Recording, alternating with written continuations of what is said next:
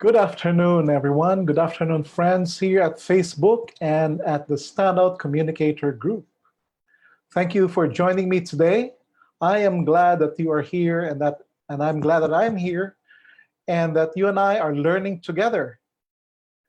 And how have you been using your lots of free time during this ECQ period? And sabi sa akin ng mga kaibigan ko, this has been a fantastic opportunity to keep leveling up their skills, to learning new processes, network with friends, connect with the digital market. And the fantastic thing is everybody seems to have found a productive way to use their time. So ladies and gentlemen, thank you for joining me again here today. Ang pag-uusapan po natin ngayong hapon ay ito, isang simpleng business conversation process. A simple business conversation process. Tatlong bagay po agad ang aking gagawin. Una po, ipaliliwanag ko yung para kanino itong simple business conversation process na ito. Pangalawa, why is it important to have a simple business conversation process? At pangatlo, saan galing itong prosesong ibinabahagi ko sa inyo ngayong hapon? Pupuntahan ko muna po yung sagot doon sa unang tanong. For whom is this simple business conversation process? Ang sagot mo doon sa tanong na yon ay, ito po ay para sa ating lahat. Sino ka man, ano man ang profession mo, ano man ang serbisyo o produkto mo, the moment you decide that you want to put your presence in the market, whether it is the digital market or it is the physical market, we all need to have a simple, efficient, and effective business conversation process. Now, ito pong ipakikilala ko sa inyong simple business conversation process na ito, hindi po ito katulad noong mga nakikita ninyo dito sa Facebook na ginagawa noong mga kabataang napakagagaling mag-present ng kanilang digital products dito. Ang disenyo pong ito, itong design po ito ng simple business conversation process is primarily dedicated to you guys, to the businessmen and entrepreneurs who are selling non-digital products. Halimbawa, real estate, financial services, insurance, water purifiers, nutritional supplements, business opportunities, non-digital. Non-digital, pero ang ginagamit mo ngayon ay ang digital platform to talk to your customers, to your clients, and to your prospects. Ito yung pwede mong gamitin proseso para pag nakausap mo sila, pumayag silang makipag-usap sa iyo through the tools in the digital platform. Halimbawa ay Facebook Live, Skype, FaceTime, Microsoft Teams, itong ginagamit natin ngayon, yung Zoom. Kapag pumayag sila makipag-usap sa iyo, binigyan ka ng pagkakataong ipakita mo sa kanila ang produkto o ang serbisyong iniaalok mo. Ito ang proseso mo. A simple business conversation process. Pero kung ikaw naman ay yung professional na ang habol mo ay makabuo ng isang package ng iba't ibang digital products, o ikaw yung subject matter expert na ang gusto mo ilagay na dito sa digital platform ang iyong expertise. Ibang subject matter yon. Pag-uusapan natin at some other time, yung creating your online expert business. Ang katulong ko po dyan para ma-develop yung package na yan at maipasa sa inyo at matulungan kayo at maturuan kayo ay si JB Borromeo. Siya po ang partner ko for helping digital migrants take advantage of the opportunities here in the social media platform to explore and create a new world of business. Bring their subject matter expertise online and bringing their prospects and linking up with the market and selling their products here. Ito hong simple business conversation process na ito, hindi rin po ito para doon sa mga ang habol sa buhay ay yung tinatawag na passive income. Yung natutulog ka lang pero may bumibili ng ebook mo, may bumibili ng video mo. Ibang realm ho 'yon. Ibang proseso 'yon. Kami rin ni JB Borromeo ang magtuturo sa inyo nun. Uulitin ko, for whom is this simple business conversation process designed? We have designed this for subject matter experts, salespeople, professionals whose products are mainly non-digital but will have to use the social media platform to talk to their prospects. So this is for you. This is for us. This is for me. Pangalawang tanong, bakit importanteng meron tayong proseso? Na isang mahalagang bagay na natutuhan natin sa negosyo, importanteng nakaproseso ang karamihan o halos lahat ng bagay na ginagamit natin. Kasama na diyan ang pakikipag-usap sa ating mga prospects. Delikado pag walang proseso, lalo na pag nag-uusap tayo ng tungkol sa negosyo. Delikado pag walang proseso kasi baka kung saan mapunta ang usapan. Kung halimbawa, binigyan ka lang ng 20 minuto para kausapin ka sa digital platform, sa Skype or sa Zoom, nalayo yung usapan sa dapat ninyong pag-usapan dahil wala kang proseso. Sayang ang opportunity. Ang pangalawang dahilan kung bakit magandang meron tayong proseso is efficiency. Ang habol natin dito, within the short time frame we are given, we should be able to bring and guide and help the customer or the prospect through a decision-making process which ends with a decision that favors our product and our service. Kaya step by step ito. May pinagdadaan ng proseso ito. Pag walang proseso, hindi mo alam kung nasaan ka na doon sa usapan ninyo. Itong pangatlong sikreto. Kung meron tayong proseso, he who has a process and he who drives the process controls or significantly influences the output of the business conversation. Madaling salita, pag meron tayong proseso, pinatataas nito ang posibilidad na makakakuha tayo ng oo doon sa ating prospect. Hindi ko ginagarantiya na oo lagi ang tatanggapin mo. Pero isang bagay ang pwede kong garantihan. Pag meron tayong proseso na effective at efficient, it will raise the possibility of us closing a deal, making a sale. Ito yung simpleng business conversation process na ibabahagi ko sa inyo ngayong hapon. So nasagot ko na yung unang dalawang tanong. Para kanino to at bakit importante? Punta ako dun sa pangatlo. Saan galing itong simple business conversation process na i-share ko sa inyo ngayong hapon? Una-una, hindi ko po ito inimbento. Hindi ko rin ito original. Ito po ay natutunan ko sa loob ng 42 taong nakikipag-usap ako sa mga negosyante, nakikipag-usap ako sa mga customers, sa prospects, sa mga chief executives. Nag-umpisa ako ng hindi marunong. Nung bata pa po ako, hindi pa ako graduate ng college, sinubukan ko ng magbenta. At yung unang subo kong yun, napaiyak po ako. Kasi hindi ko alam kung paano makipag-usap sa prospect. Hindi ko alam kung paano siya mabibentahan ng produktong daladala ko. Pero nakita ko yung mga veterano, enjoy na enjoy sila sa ginagawa nila. At para bang tuwing magpapaalam sila doon sa kinausap nila, siguradong may bit-bit na benta. So ang tanong ko, habang ako'y umuusa dito sa aking career sa sales, ang tanong ko palagi how did they do that? How do they do that? What process do they follow? Pinanood ko rin ng bandang huli yung mga decision makers, yung mga chief executive officers, kung paano sila mag-usap sa kapwa chief executive officer na ang pinag-uusapan ay negosyo. Nakita ko yung proseso nila. Simple lang pala. Simple lang yung proseso pero napakaganda at napaka-powerful. It is a very enjoyable process but it is results-driven and results-oriented.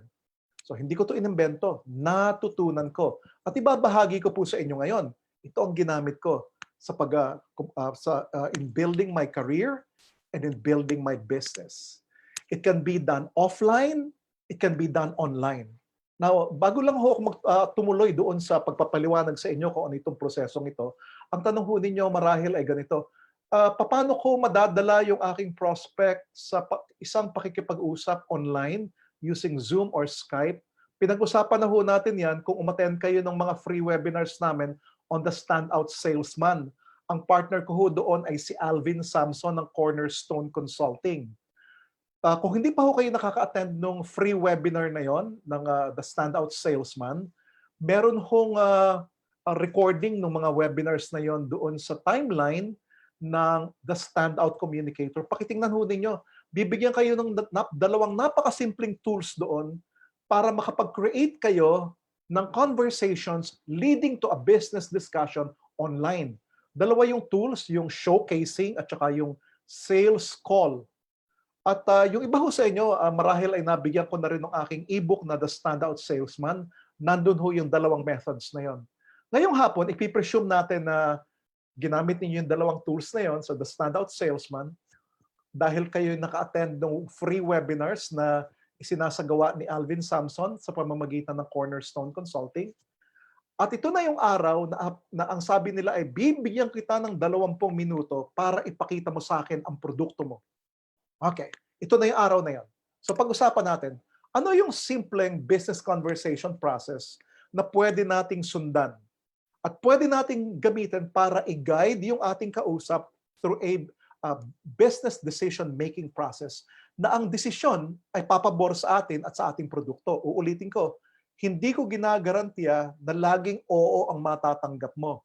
Wala namang ganun sa negosyo. Tumatanggap tayo ng no. Pero ito ang pwede kong garantihan. Kapag sinundan mo ang prosesong ito, unang-una magiging maayos ang usapan, hindi sayang ang oras, at pagkatapos ninyo mag-usap, malamang hindi ka na makakalimutan ng kausap mo. Your prospect, the person you talk to using this process, 3 things happens to you. You will be remembered, you will be preferred, and you just might be referred. Yun ang habol ng bawat salesperson. After every sales conversation, we are remembered, we are preferred, and we are referred. Ito yung ginagamit ko.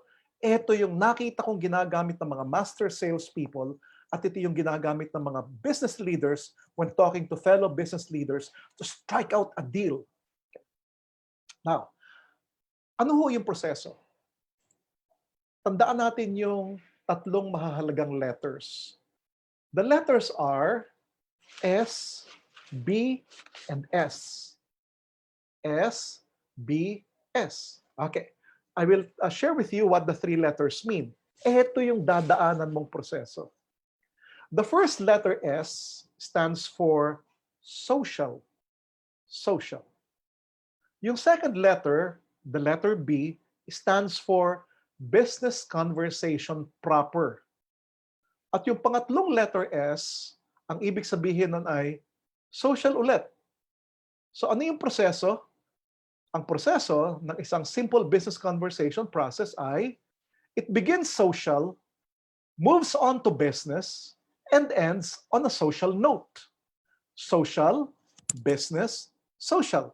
Yun ang proseso. Umpisahan mo muna ng social, dalhin mo sa business discussion, at pagtapos na kayo, huwag ka agad aalis, tatapusin mo yan on a social note. Ito ang gagawin ko ngayon. Iisa-isahin ko yung 3 bahaging iyon ng simple business conversation process at ipapakita ko sa inyo yung mga simpleng activities na nagaganap sa bawat isang yon. Simple lang. Bigyan niyo ako ng pagkakataong i-share ang aking screen. Okay, pasok tayo sa social, part 1. Okay. Now, ang lahat ng business conversation process, lahat ng usapang negosyo, dapat may lasa. Para magkaroon siya ng lasa, budburan mo ng kaunting asin. Kaya sa pag-uumpisa ng anumang business conversation process, ang mahalaga nating gawin ito, put a little salt into the conversation. Sabi nga. Ano ibig sabihin ng salt? S-A-L-T. So the moment lumabas sa screen yung mukha ng kausap mo, yung prospect mo, sabihin mo agad sa sarili mo, lalagyan ko ng asin ng aming usapan para magkalasa. Now, bago mo buksan ang bibig mo, before you open your mouth, merong isang mahalagang bagay na kailangan tayong gawin. Meron ka munang sasabihin sa sarili mo bago ka magsalita ng kahit ano paman sa kausap mo. Tanong, anong sasabihin ko sa sarili mo? Eto, Sabihin mo muna sa sarili mo, I am glad to be here. Okay? O, kita mo ang nangyari? Nung sabihin ko sa sarili ko na, I am glad to be here, very naturally, I smiled. Okay. Ang unang bukas ng mukha mo na gusto mong ipakita doon sa kausap mo, yung bukas ng mukha mo na ang non-verbal message is, I am glad to be here. Now, simpleng rason lang, hindi ko na i-over-explain.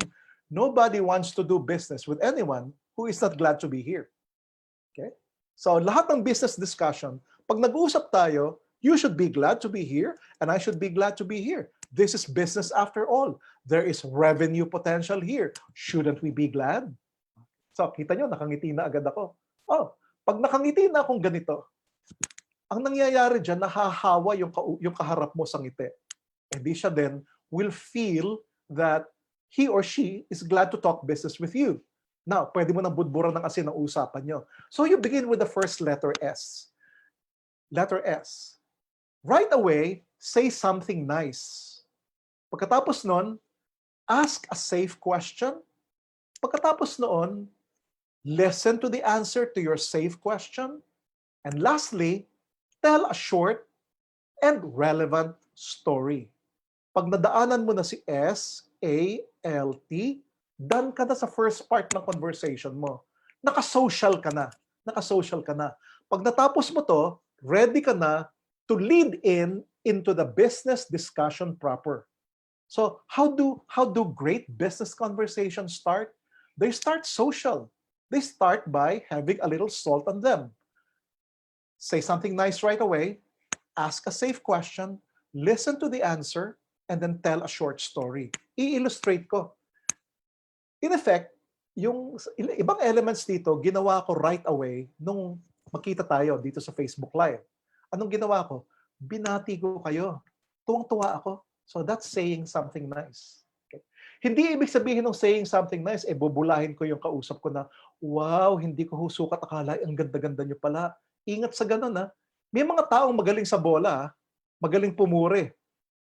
Kung hindi mo yan forte, hindi mo yan gift, at hindi sincere, huwag mong gagawin. Halata, hindi ko ginagawa kung hindi ako sincere.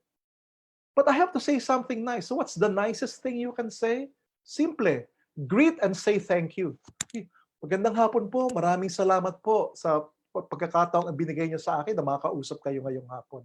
That's nice enough. Okay na yon. And then ask a safe question. Anong paborito kong safe question? Yung tinanong ko sa inyo kanina, sabi ko how have you been using your time during the lockdown period? That's a safe question.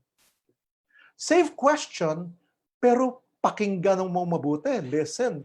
Kasi dun sa sagot, dun sa simpleng tanong na yon, may mapupulot ka. Halimbawa, dalawang possibility pag tinanong kita ng, how have you been using your time during the lockdown period? Pwede mo sabihin na, la naman, okay lang. Pwede na yon. Okay na yun. Na-serve na nung question na yon ang purpose. Ang purpose lang naman is to strike a little social conversation. Yun ang purpose nun. Pero kung minsan, nakakakuha ka ng useful input. Halimbawa, tinanong ko si JB, sabi ko, JB, how have you been using your time during the lockdown period? Kung ang sagot sa akin ni JB, I have been searching the internet, I have been searching social media for opportunities to learn public speaking, to learn business conversation. Now, pag yun ang sagot niya, he is giving me valuable tips. He is giving me input which I can use later in this particular conversation. Kaya ang third step mo, listen. Finally, tell a short story, relevant pero hindi mahaba. So yung ginawa ko kanina, sabi ko sa inyo, alam niyo marami akong mga kaibigan, ganun din ang sabi sa akin. Ang sabi nila sa akin, ginagamit ko ang oras ko ngayon para magtingin ng maraming free webinar sa social media. Humahanap ko ng pagkakataong matuto. Pwede na yon, maiksing question lang. Okay? Pag dinaanan ko yan, done na ako. Na-fulfill ko na yung social part ng aming business conversation. I am now ready to lead the conversation into the business discussion proper. Itong gagawin ko ngayon. Ipapakita ko sa inyo yung magandang transition from social to business. Tandaan ninyo ang 3 letters. Letter T, letter I, and letter A. Ito po ang ibig sabihin ng bawat isang letrang yon. Babalik ko lang muna.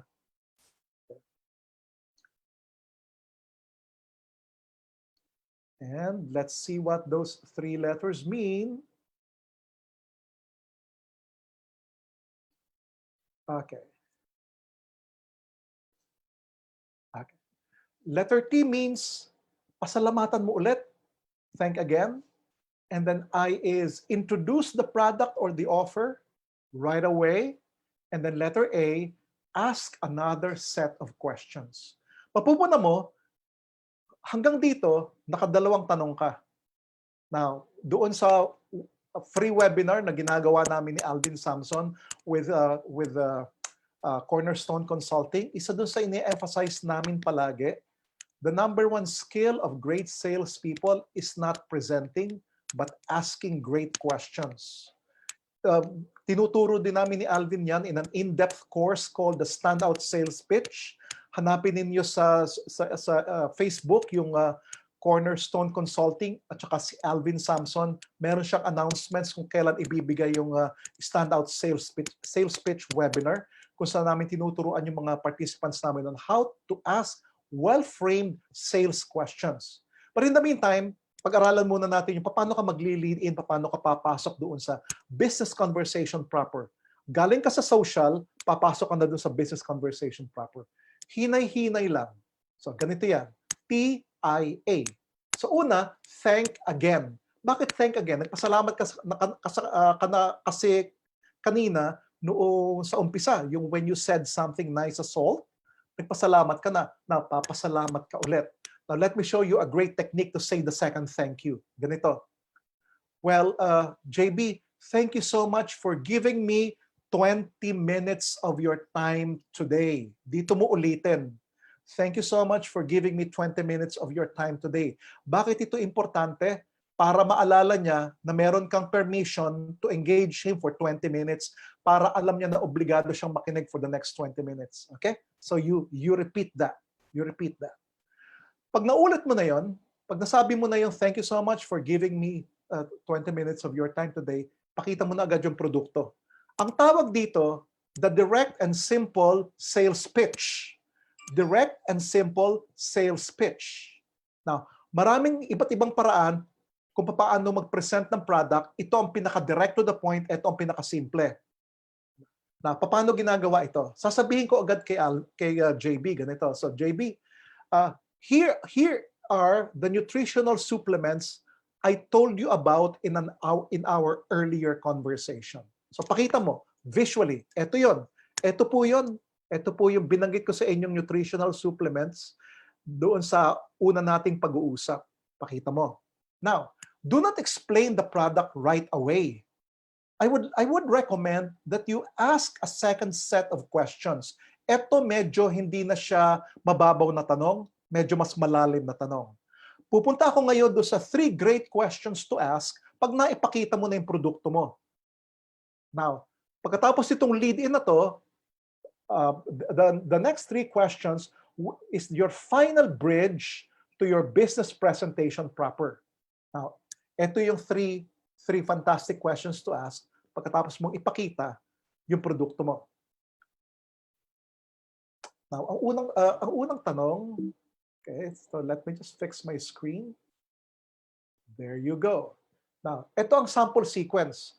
Pwede mong baguhin yung tanong depending on your product or your offer, pero sundan mo yung sequence. Papakita ko sa inyo ang wisdom. Ang una kong itatanong, pag pinakita ko na, by the way, JB, at present, anong supplements ang tinitake mo everyday? Okay. Hindi ko tatanong kung, JB, do you take supplements every day? Ang tanong ko sa kanya, what supplement are you taking today? Okay? Now, bakit hindi are you? Bakit what? Now, usually sa sales, ayaw mo nung tanong na pwedeng sagutin ng yes or no. Now, this is also a probe question. Gusto mong malaman kung meron na siyang ginagamit na similar or same product as what you are offering. So ang tanong ko sa kanya, paboritong tanong, halimbawa a water purifier yan, nutritional supplement yan. Ang tanong ko ganito, anong ginagamit mo ngayon? So 2 possible answer. Ang possible answer, pwedeng sabihin sa akin ni JB na, meron akong tinitake na vitamin E everyday. Or pwede niya sabihin na, wala pa nga eh. Okay. So parehong good input sa akin yon. Yung sagot ni JB yon, mai-influence mamaya kung ano ang i-emphasize ko sa aking product presentation proper. So good first question to ask. Ano ho ang ginagamit ninyong ganito sa kasalukuyan? What similar product or what same product are you using at this point? Now, ang next question is, ano pong dahilan? Okay. For what reason have you decided to use that product which you said you are using today? Na bakit ko to tinatanong?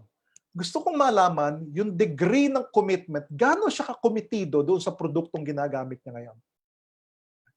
Gusto kong malaman kung ito ba dahil meron siyang kaibigan na nagbigay sa kanya at hindi lang niya matanggihan, pero hindi naman siya talaga committed. Hindi naman niya talaga pinag-aralan yung produktong yon. Or dahil wala lang siyang alam na iba. Importanteng input sa akin yon. Pangatlo, ready na ako to present to proceed to the product presentation proper. Meron ako isang paboritong tanong. Bago ko ipakita yung mag-proceed sa product presentation proper, itatanong ko doon sa aking kausap. I am now ready to present to you the important aspects, the important information about this product. Which one would you like to know first? Ano ang mas maganda para sa inyo na una kong ipaliwanag? So, ibinabato ko muna yon sa kausap ko. Bakit? Kasi kuminsan, hindi na niya kailangan madinig yung iba. Hindi ko nasasayangin yung oras ko. Kuminsan, sasabihin niya, hindi ko alam bahala ka na. Ibig sabihin nun, ibinibigay niya sa akin yung chance, yung opportunity to determine the sequence based on what I believe is important for the prospect to know first and which would lead me to a sale. Ito yung tatlong aspects ng ating product presentation. Tatlo ang mahahalagang bagay na gustong malaman ng ating mga customers or prospects. Pag naitanong mo na yung tatlong tanong na yon, ready ka nang mag-fab. Ready ka nang mag-fab. Si FAB, pwede mong iba-ibahin ang order niyan. Pwede mong unahin si F, pwede mong unahin si B, pwede mong unahin si A. Depende dun sa sense mo, ay kailangan mong maipakita agad sa customer. Kasi kung ano yung una mong ipaniliwanag, kung ano yung una mong in-explain, yun ang pinakamatatandaan niya. So kailangan, kabisado natin, ano ang importante? What would work best? What would help me get the sale? So tatlong bagay yan. Features, advantages, or benefits. Features, advantages, or benefits. Paliwanag ko isa-isa kung anong content. Feature, yan ang sagutin nyo dun sa tanong na what makes this product special or interesting? Pangalawa, benefits. What does the prospect expect to derive out of using that product? What's in it for the customer? Yung advantages naman, ipinaliliwanag mo ito, ino-offer mo to, kung meron ng ibang similar or same product na ginagamit yung prospect mo. Word of caution. If this is the first time your prospect is taking a look at this kind of product, halimbawa, in his entire life, ngayon pa lang siya tumitingin ng nutritional supplements, huwag ka nang mag-present ng advantage. Ang advantage kasi is comparing this product to other products in the market. Why is it better? Now, bakit huwag ka na mag-present ng advantage kung wala pa namang ibang ginagamit? Kasi baka malalaman niya meron pa palang ibang similar products in the market. Baka bago kanya bilhin, gusto pa muna niyang tingnan yung iba to prove to himself or herself yung assertion mo about the advantages of your products. Kaya importante yung earlier questions. Gusto mong malaman, may ginagamit na ba silang similar product or same product before you came and before you made your own offer? Pag wala pa, huwag ka mag-present ng advantage. Pag meron na, you need to present the advantage. Pero i-determine mo muna, alin ang uunahin mo sa FAB? Si features ba? Si advantage ba? Or si benefits? Ikaw lang yung makakagawa ng decision na yan. I cannot make that decision for you. Pero usually, alam nyo kung anong inuuna ko? Benefits. Kasi ganito sequence ko eh. This is what you stand to gain. This is what's in it for you. Tapos saka ako papasok sa features. Kasi si features ang proof ng benefits. Si features ang proof ng benefits. May isa pang dahilan ba't inuuna ko yung benefit. Kasi gusto ko yun ang matandaan. Ang utak ng tao kasi, hindi naman niya kaya sa information overload. So ang sabi ko sa sarili ko, kung merong isang bagay na matatandaan itong aking prospect sa pag-uusap namin ito, at dahil hindi naman siya nagti-take down ng notes, ang gusto kong matandaan niya, benefits. Now, meron akong ipopropose sa inyong sequence ng pagpipresent ng bawat isa sa tatlong ito. How do you present the feature? How do you present the advantages? How do you present the benefit? Simpleng proseso, puro letter E, madaling tandaan. Start by enumerating, and then you elaborate, and then you enumerate again. So how is this done? Ganito. Ang utak ng tao, hanggang 3 lang ang pwedeng tandaan. Unless super genius siya o nagti-take down siya ng notes. Your prospects do not take down notes. They will rely on what they will remember about the product, and they will rely on what they will remember about you. Okay? So yan ang importante. So paano pinipresent? Begin by saying, ito yung 3 pinakamahalagang feature. Enumerate mo lang muna. Feature number 1, feature number 2, tapos feature number 3. Pagkatapos mong i-enumerate, enumerate it slowly para tumatak sa isip niya, para ma-absorb niya. Pag na-absorb na niya, pasok ka na sa second part. Ang sinasabi ko ganito, babalikan ko pong isa-isa at ipaliliwanag ko po. So balikan mo si feature number 1, explain briefly. Feature number 2, explain briefly. Feature number 3, explain briefly. Pagkatapos nun, done ka na doon sa part na yon. Enumerate again, summarize. Again, here are the top 3 features. Again, here are the top 3 advantages. Again, here are the top 3 benefits. So ano yung framework mo? Tell them what you are about to tell them, and then tell them again what you just told them. Enumerate, do not elaborate. Elaborate, and then enumerate again without elaborating. Yan ang proseso mo. Bakit yan ang proseso? May mahahalagang dahilan. Una, it prevents you from doing information overload. Yung information overload, delikado sa sales yan. Kasi maaaring meron kang sinabi doon na sa halip na makatulong, sa dami ng pinilit mong sabihin, doon pa mag-umpisa yung tinatawag na buying objections. Piliin mo lang yung information that matters. Pangalawa, para matandaan ng prospect mo. Kasi ang decision niya saan galing? Doon sa matatandaan niya sa sinabi mo at doon sa matatandaan niya tungkol sa'yo. So, done ka na sa business presentation proper mo. Now, last part ng business conversation proper. Patapos ka na. Nakapag-present ka na. Ito na ngayon ang gagawin mo to conclude. A, T, and C. You ask, you do a trial close, and then you close. Now, paano ginagawa? Ano ang itinatanong mo dito sa conclusion? Now, sa conclusion, ito ang pinaka-powerful question, pinaka-simpleng tanong pero powerful question na ginagamit ko. Pagkatapos kong i-present yung dapat kong i-present doon sa 3 yon, features, advantages, and benefits. Ang tanong ko sa prospect ganito, is there anything you would like me to clarify? Meron po ba kayong gustong linawin ko? Magandang tanong yan. Kasi kuminsan magtatanong sila, pakilinaw mo nga ulit yung sinabi mong benefit. Pakilinaw mo nga ulit yung sinabi mong advantage. Pakilinaw mo nga yung feature na ito. Pwede yan.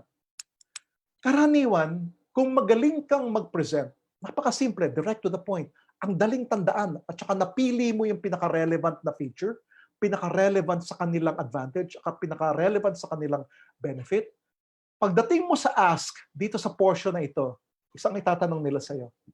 Pakinggan mo di ba ang tanong mo sa kanila, is there anything you would like me to clarify? Maaaring dito ka na nila tatanungin. Tatanungin ka nila ng ganito. Magkano ba yan? Okay. So, when a prospect asks the question, How much is that product? He is asking you to make something clear to him or to her. Now, hindi ko masyadong pakakahabaan dito ang discussion. Pero ito ang pinakamagaling na pagsagot sa tanong na pagsagot sa tanong na magkano yung produkto o magkano ang proseso. Simple lang. Sabihin mo yung figure. Tapos, shut up. For example, sasagutin ko ng ganito. Ang isang set po nitong nutritional supplements na ito, kung ikaw ay user at hindi ka dealer, ang isang set po ay 3,750 pesos. Pagkasabi mo nung presyo, shut up. Bakit kailangan yung shut up? Kasi ang tendency natin, nahihiya tayong magsabi ng presyo. Okay. Ganitong style, sabihin mo lang yung presyo. Huwag kang mahiya. Say it with confidence. Hintayin mo yung prospect mag-react doon sa sinabi mo. Now, ang ginagawa ng iba, pagkasabi ng presyo, nag-o-offer agad ng concessions. Ang presyo ho nito, itong bahay na pinili ho ninyo ay 2.5 million. Pero huwag ho kayong mag-alala, meron ho yung terms, meron ho yung installment, tutulungan ho namin kayong umutang sa bangko. Huwag mo munang i-offer yon, hindi pa naman yon itinatanong eh. So ganito lang ang simpleng patakaran sa usapang negosyo. Pag tinanong kita ng presyo, sabihin mo lang ang presyo, tumahimik ka, hayaan mong i-process ko sa sarili ko yon. Kung meron akong tanong tungkol doon sa presyo, kung gusto ko magtanong tungkol sa terms, discounts, etc., hintayin mong itanong ko yon, huwag mong ibigay sa akin kung hindi ko tatanungin. Anong dahilan? Ganito. Karaniwan, pag maganda ang pagkaka-present mo ng features, advantages, at saka benefits, the matter of the price is secondary. Gusto lang nilang malaman. Huwag kang mag-guilty. Kailangan ikaw ang kauna-unahang naniniwala doon sa presyo ng produkto mo o sa presyo ng serbisyo mo. So ask, answer. Now, pagkatapos mong sagutin yon at wala na siyang iba pang katanungan, pwede ka nang gumawa ng tinatawag na trial close. Now, hindi lahat ng salesperson mahilig mag-trial close. Gustong-gusto ko ang trial close. Kasi it gives me an indication of gano'n na ako kalapit doon sa sealing the deal or closing the sale. Ano example ko ng trial close? Ganito, simple. Parang theoretical closing the deal siya. Ganito ang question ko na example ng trial close. Tatanungin ko si prospect habang nag-iisip siya. Sasabihin ko sa kanya, JB, halimbawang o-order ka ngayon nitong nutritionals na ipinakita ko sa iyo. Ilang sets ang magiging first order mo? Okay, alam niya theoretical 'yon. It's a trial close. Yung sagot niya doon ang magi-indicate sa akin gaano na ako kalapit doon sa final sale. Now, pwedeng ang sagot ni Jay Beron ganito. Ang sagot niya hindi na trial answer. Pwedeng answer na. Pwedeng niya sabihin na, Archie, o-order na ako ngayon, 3 sets. Pwede sealed na yung deal. Or pwede din niyang sabihin sa akin na, well, kung o-order ako niyan, siguro mag-uumpisa muna ako sa 1 set. Trial close. Now, yung final close, meron akong style. Bago ko isara yung deal, para sigurado kong nakagawa na ng maayos na desisyon yung aking kausap, nagkukwento ako ng one last story. Yung story yon, ang tawag ko doon, reference story. Ano yung reference story? Isang maiksing kwento. Yung maiksing kwento tungkol sa isang customer or client ko ngayon, na pareho siya ng situation ng prospect na kausap ko ngayon.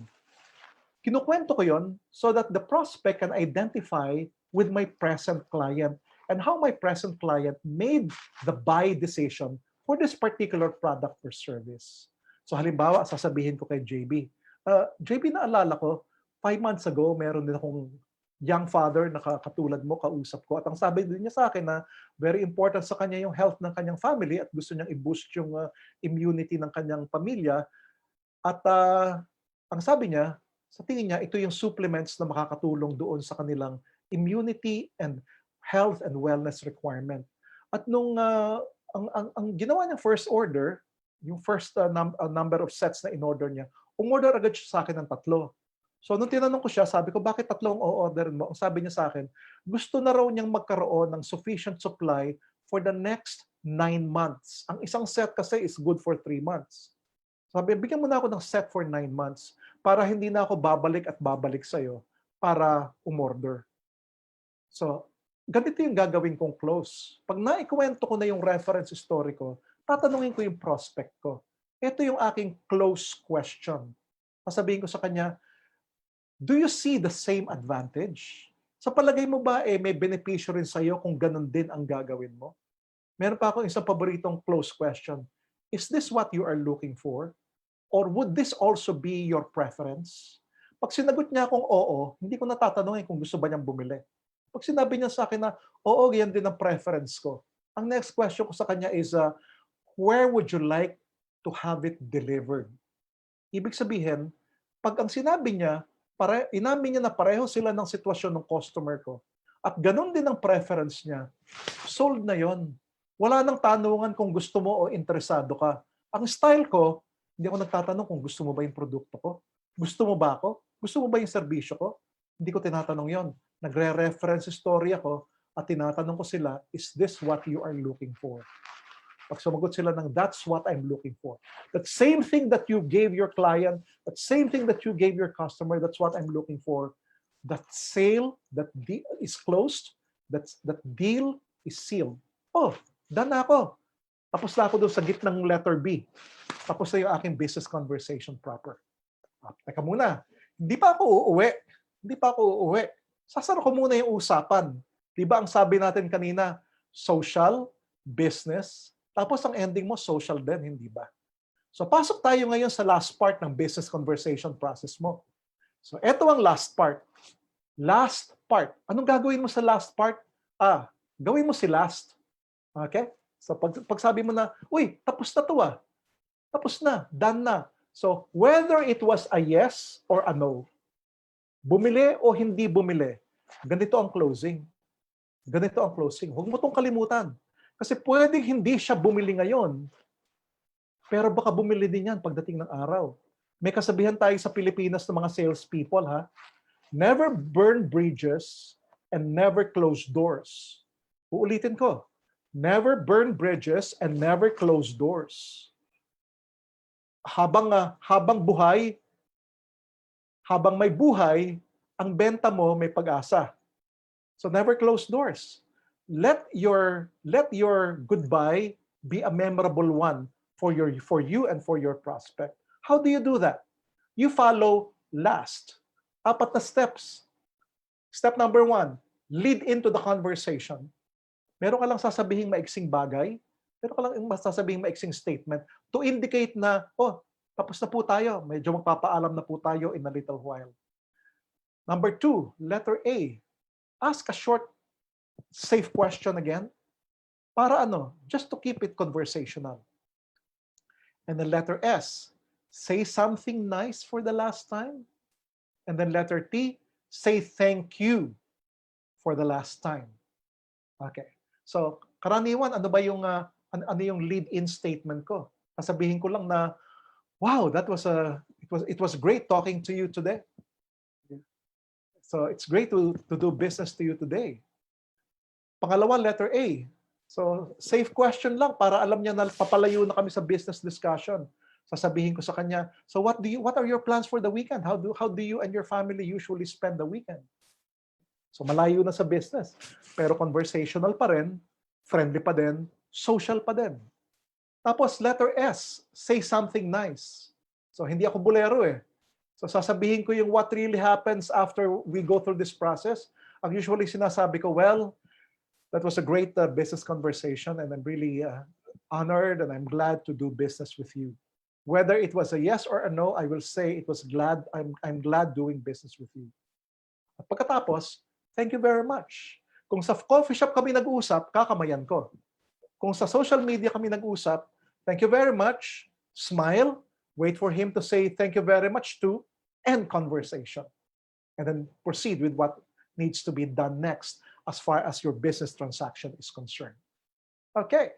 So guys, yan ang ating simple business process, simple business conversation process Uulitin ko yung pinagdadaanan ng prosesong yan.